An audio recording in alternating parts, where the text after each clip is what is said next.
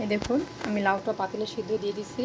প্রথমে খুব ভালো করে ধুয়ে নিয়েছি আর শুধু একটু লবণ অ্যাড করে দিলাম এটা ভালো করে চুপসে যাওয়ার জন্য।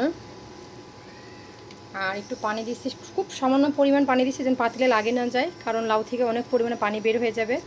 আর পানি দিলে হবে কি তখন ঝোলটা বেশি হয়ে যাবে, খেতে ভালো লাগবে না। তো এটা আমি এখন ঢাকনায় দিয়ে দিব। এখানে কোনো হলুদ আমি অ্যাড করব না। আপনারা অনেকে হয়তো মনে করতেছেন যে তরকারিটা ফ্যাকাশে দেখাবে, কারণ আমি মাংসে যে হলুদটা দিচ্ছি একটু বেশি পরিমাণে, ওই কালারটা এই লাউয়ের মধ্যে চলে আসবে। বিশ্বাস না হলে ভিডিওটা দেখতে থাকুন শেষ পর্যন্ত, দেখলে বুঝতে পারবেন। এটা এখন সিদ্ধ হবে, ঢাকনা দিয়ে দিলাম।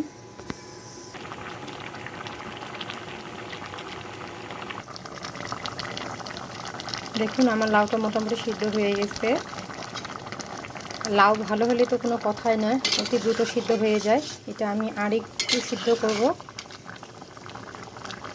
পানি বের হয়ে গেছে, এখানে আমি কোনো পরিমাণ পানি অ্যাড করব না। আর লাউটা সিদ্ধ হলে আমি গ্যাসটা স্টপ করে দিব। দেখুন আমার লাউটা সিদ্ধ হয়ে গেছে, তো নামাই নিছি। এদিকে আমার মাংসটাও সিদ্ধ হয়ে গেছে। দেখুন পানি বার হয়েছে, পানি দিনেই শুধু একটু পরিমাণ দিছিলাম। এটা এখন কষাই নিব। কষানোর পর লাউটা এখানে ঢেলে দিব।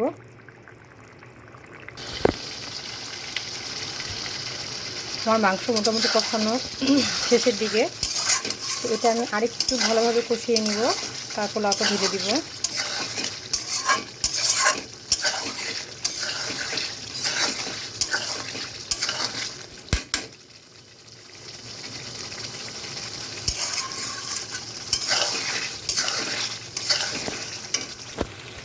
দেখুন আমার মাংসটা সম্পূর্ণভাবে কষানো হয়ে গেছে।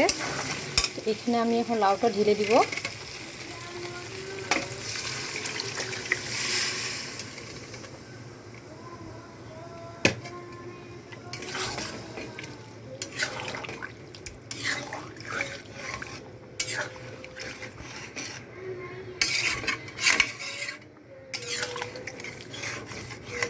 লাউটা আমার কীভাবে কালার পরিবর্তন হয় আপনারা দেখতে পাবেন।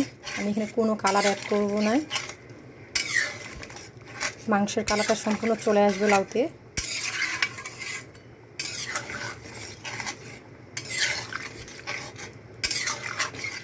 এখানে শুধু আমি গরম মশলার গুঁড়া দিব আর লবণটা টেস্ট করে নিব, এতটুকুই। এখন শুধু বলক দেওয়ার অপেক্ষা।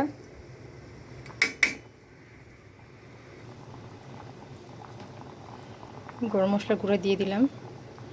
লাউতে সবসময় খেয়াল রাখবেন যে মশলার পরিমাণটা একেবারে অল্প দিলে খুব ভালো হয়, কারণ যখন কোনো কিছু জড়া দিয়ে খাবেন মশলাটা বেশি ভালো লাগে না। এই জন্য আমি হালকা মশলা দিয়ে দিলাম। এটা এখন মিক্সচার করে নিব।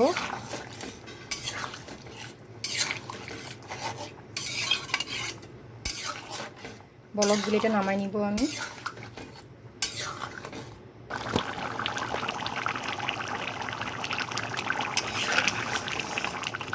এখন আমার লাউটাতে বলক চলে আসছে।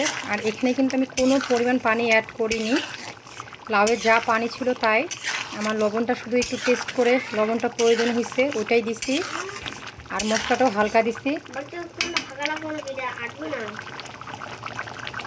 ভুল করে ফেলছ। এখন এটা আমি নামাই নিব। সব কিছু ঠিক আছে। তো এভাবে লাউ দিয়ে মাংস খেতে কার কার ভালো লাগে অবশ্যই বলবেন, কমেন্টে জানাবেন। আর আমার ভিডিওগুলো যার যার ভালো লাগে অবশ্যই একটা লাইক কমেন্ট শেয়ার করবেন। আর আমার ইউটিউব চ্যানেলটিকে অবশ্যই সাবস্ক্রাইব করে দিবেন, নিপা আক্তার ন্যাকমরদ। আর ন্যাকমরদের যেহেতু বাসিন্দা আমরা, অবশ্যই আমাকে ভালোবাসা জানাবেন। তো এখানকার মতোই আজকে বিদায় জানাচ্ছি। আজকের মতো আল্লাহ হাফেজ। সবাইকে অসংখ্য ধন্যবাদ আমার ভিডিওটি দেখার জন্য। আসসালামু আলাইকুম।